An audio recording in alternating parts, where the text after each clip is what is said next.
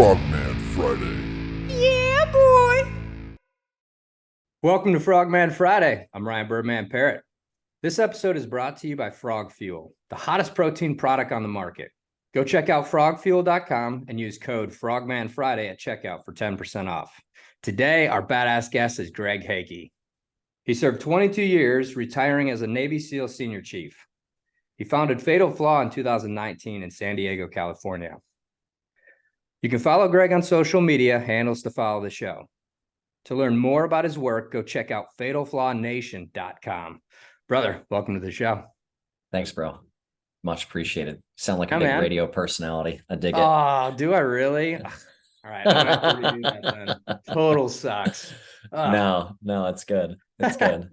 Well, I always like to kick off the show if there is some connectivity to tell everybody. So I had the pleasure of serving with Greg at SEAL Team 7.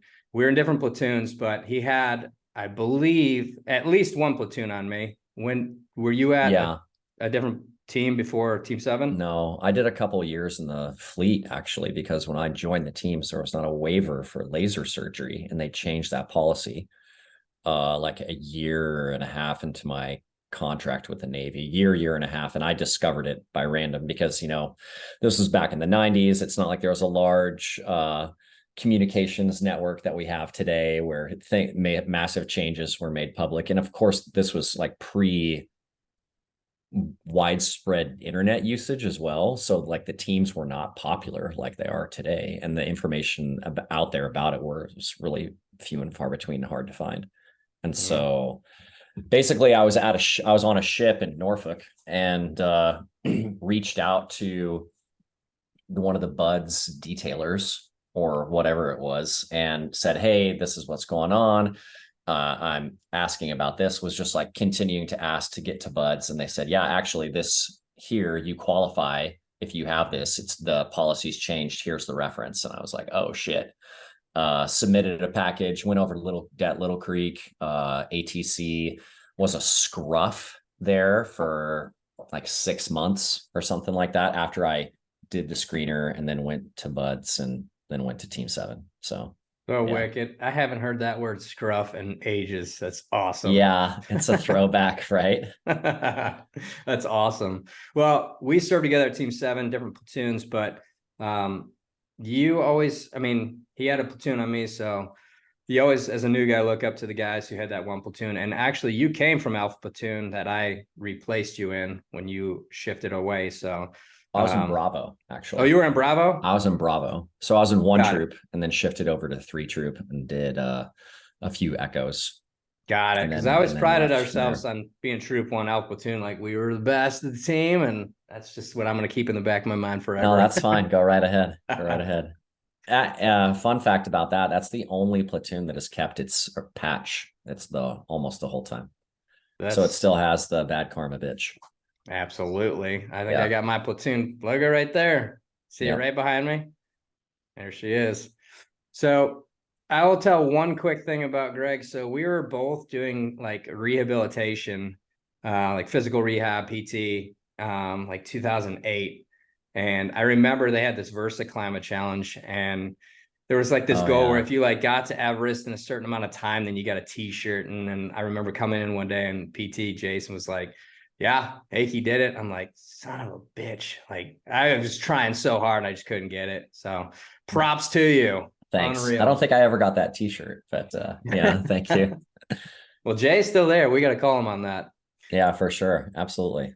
So let's dig in, man. You did 22 years of service. You got out. You started this company called Fatal Flaw.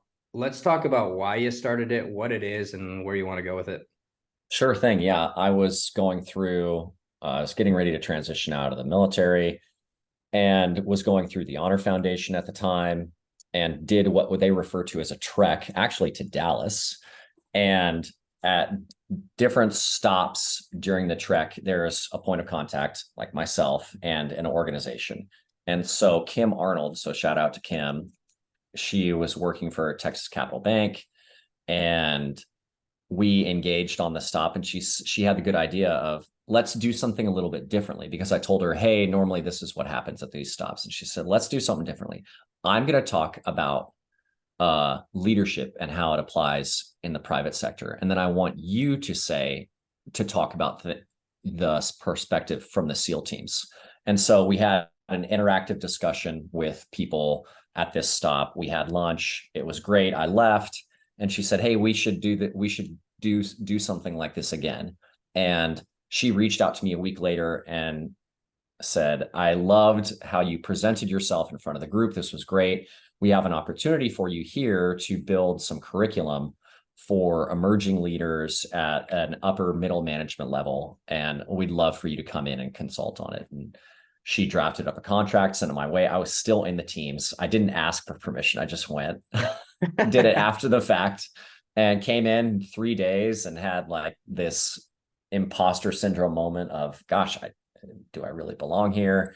We came in, we built out this curriculum, and then I was flying back to San Diego and I said, I could really do this. This could be a business.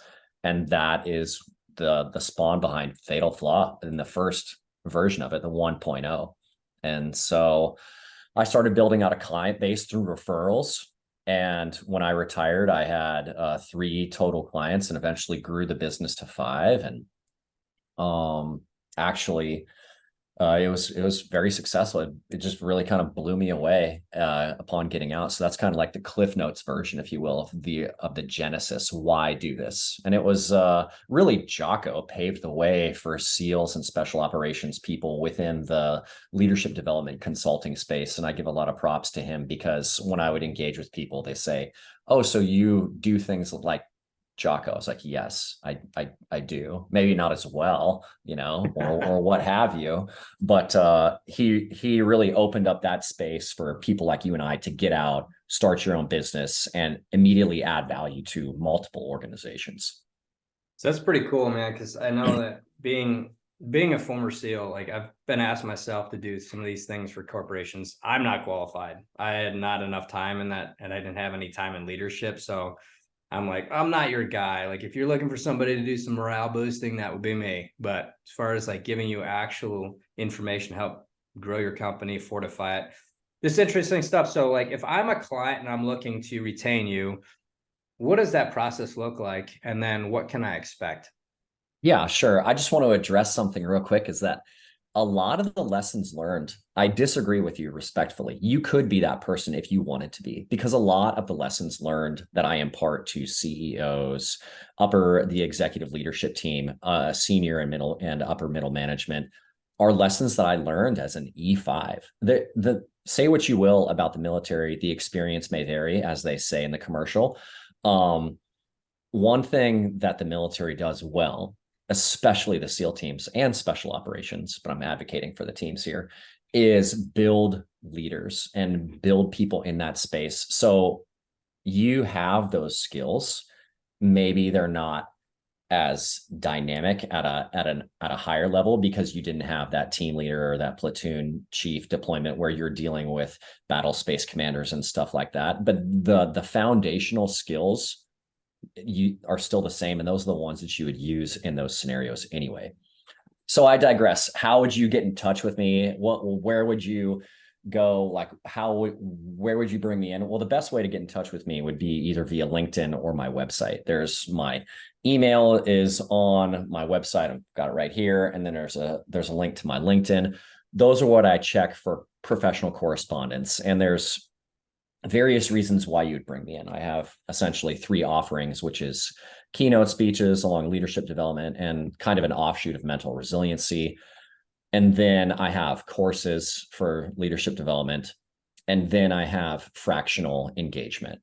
For me, the most rewarding one is the fractional employee engagements, because I'm essentially embedded in the organization and helping you build towards a particular end state and solve problems along the way. Now, the classes and the keynotes are fun. It's you kind of fly by night, come in, do my thing, come out. That's cool. But from a relationship building and delivering on results, for me, I gain a lot more fulfillment by being a fractional part of the organization. Check. Does that answer your question there? For sure. Yeah, absolutely. So Is there a specific demographic that you're looking to tailor to? Is it medium-sized company, large-sized company? Does it matter? Or do you have a typical genre that you go after? Typically, the space that I've found myself in is late seed to Series A startups and organizations that have been around for a minute that are experiencing organizational growth and change. Those are the ones that I find myself engaged with. Got it. So if you're listening to this and you're part of YPO anywhere in the country, that's a hint for you to get in touch with Greg here. Check. Yeah, I specialize really from a fractional perspective is growth accelerator for human capital. What does that look like? Well, you think about your standard small business or small organization where you have a leadership team or a senior leader that has been involved in every decision-making process for the organization. And I have a process where I come in through good cultural practices and leadership development, allow them to execute on a decentralized leadership framework and scale the organization from a human capital perspective for the purpose of reaching a broader market, going public, getting acquired. Wow. Okay. Yeah, I put some thought into this. It's pretty awesome, man. Yeah. That's super cool. And I essentially did that with an organization, not solely, of course, but one of my clients, shout out to Biohaven Pharmaceuticals and Vlad Chorich, the CEO. He and that organization was a client, and he asked me to come on in a full-time capacity. And it happened rather serendipitously because I had been accepted to an executive MBA program, which met every other week. I was doing Fatal Flaw full-time and said to myself, there's no way I can hustle full-time and also do a full-time course load. And the COO, Cliff Bechtold, gave me some great advice, which was, you've got a ton of experience from the SEAL teams in the military, which is great. But this is going to make you look even better if you come on with us, because then you'll be embedded in a private organization as we're building this out. And so cannot thank those two gentlemen enough for bringing me on board. And it was a wild ride. I was there just shy of 3 years, helped take the company from 62 people to 1,200 in an 8-month period. We went public, opened up the stock market one day, and then was acquired by Pfizer last October, so a year ago, for $13 billion. And then I went over to Pfizer for 5 months, and then was promptly given a severance package from them because they were just cutting leadership people. And I asked myself again, upon getting out of the teams, which is, what do I want to do when I grow up now? And I started Fatal Flaw up again. So we're in version 2.0 of it. And it's a little bit more focused, a little bit more refined. I've learned a lot since getting out of the teams. I've got my MBA now. I've got my first successful exit. And now I'm showing people the way on how to do those things that we do, This is awesome, man. So I think so. Yeah. Oh, I think so too. I mean, when I got out in 2010, I had no clue what I was going to do. And me too. And I started a company though, and I had it started growing before I could even make any movement with it. And I was like, I don't know what I'm doing here. And that was quite a scary place to be, because I'm like, if I do something wrong, I'm going to screw this all up. And it's got some forward momentum. So being able to have somebody like you come in at the startup phase and say, okay, well, I'm not educated enough, or this is the trajectory I think we should go, or there's 1,000 things to get gaming on. It's so important to have at any level. Let me ask you a question, flipping the script. So yeah, sure. You know where you're going, you're doing this, you've done this already. If somebody came in to help you, where do you think you need help?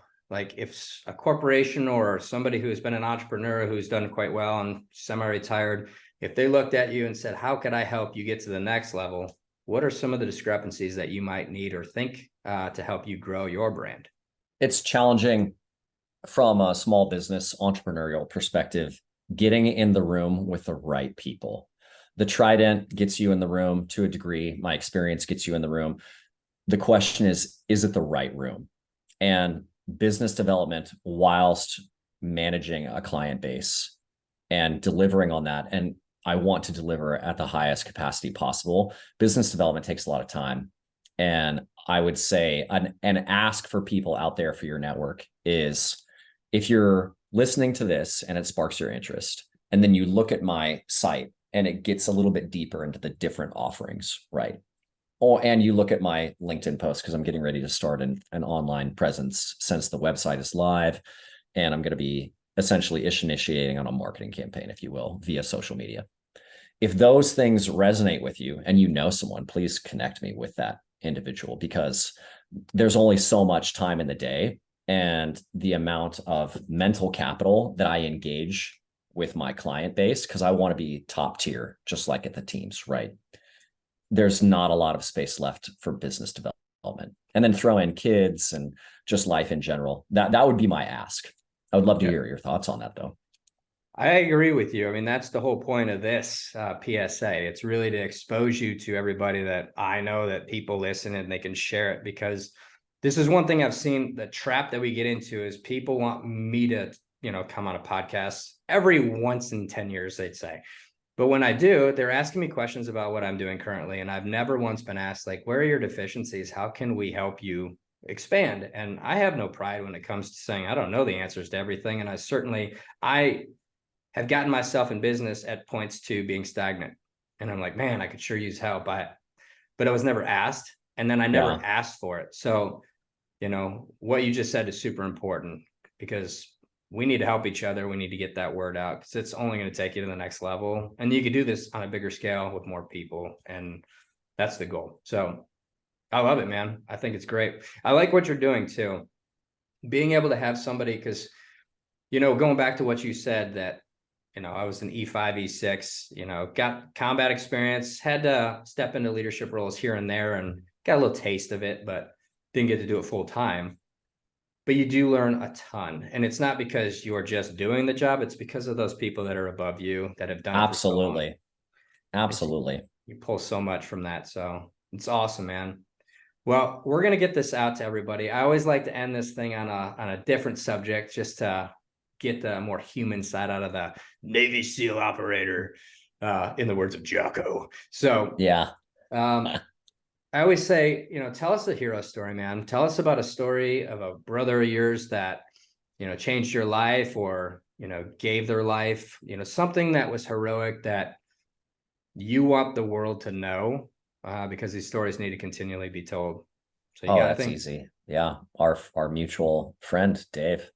And it's not anything that he did as a SEAL, it was everything that he did outside of that. He was just an awesome dude. Just getting a little choked up here, actually. He was just such a compassionate man, and was just an absolute beast. And he didn't have to be the jovial person. Like, he could have come off pretentious. He could have come off arrogant, and it wouldn't have been, because of the skills that he legitimately had and the intellect that was innate in who he was as a person. But he was one of the most patient, intelligent, and driven people I know. And I don't want his story to die with him, Yeah, man. He's talking about David Metcalf, and David was actually my sniper partner. He also had a platoon on me, and he was in Alpha Platoon. And which was funny, because when I first met him, you get some gouge on each person, and David was the honor man of his buds class. So they're like, okay, so that means typically that you're a good dude. Like, you were respected by your peers. And then I watched him perform and how he always showed up. And I'm like, geez, if this is the standard, I'm so failing right now. Yeah. I mean, I wasn't buds with him. We were in the same boat crew. And then we lived together. We went to Team 7 together. We were in the same troop. And I mean, he eventually married my now ex-wife's cousin, and just, I mean, it's just, it's just an awesome dude. You didn't go to sniper with Dave, though? No, he went the we went with Tyler. Me. Yeah, I went T-bags. Yeah. Yeah. No, I Yeah, showed that up. was an interesting trip for sure. Oh, I can imagine. So when I came back from sniper, I was taught in minutes, he was taught in mils. And Yeah. I'm like, what are you talking about? And we started going back and forth, like, you're shooting it wrong, you're holding wrong. And he's like, dude, I'm doing 2 mils. I'm like, what is mils? You're talking about minutes. And it just kept going back and forth. And we finally, Yeah. all right. Do you see the belly button? We Yeah. finally got to it. We're like, yeah, but still just an exceptional performer and human, like you said in David's story, through you, through us, will never die. Yeah, absolutely. Yeah, man. Well, everybody go check out fatalflawnation.com. Get in touch with Greg Hake. Support a veteran, support a badass dude, support a brother. He needs our help. So let's get it out there, share this out, and appreciate you coming on, brother. Thanks, Bird. Really appreciate it, bro. Yeah, man. Till next time.